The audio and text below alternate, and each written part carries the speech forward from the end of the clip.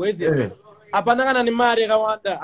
yakawanda zvekudaro hapana nemari yakawanda zvekudaro maartist ese kubva kuna A to Z hapana kana nemari inofactor nditi one thing nemusina mari mukumhanya toita industry waiziya munofanira kumutanga muri community first then mozoita industry manje muda kumutanga muri industry hazvishande wakarivines chinhu chinofanira kuenda forward mira ndikuudze pumako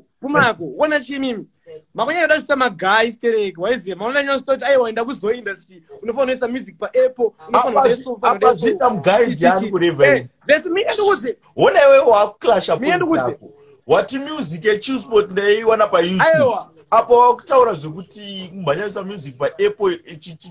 of which you untonyazoziva paunowana no andikuita zvekuma mira ndikuudze andisikuta nezvozvo mira ndikunze pumako zvandikuta ndokuti imi manditi vanhu veZim Dance mira nzo zvandiri kuita pumako mira nzo zvandiri kutaura nditi iwewe wana bhazuka wana chii unoza chii makakurumbidza like kuti aiwa tamadhara waiziya makumiza pinda muindustry paka muri community kana ndikuudze vangu paka muri community maipisa muna naEnzo maizoti pakabudisa freestyle Chillspot ikupisa the whole week waiziya because maka muri community mamusani maindustry paka mazotanga kugairana mwakuti mwa uku makakurumbidza sire guys dai makambogara ona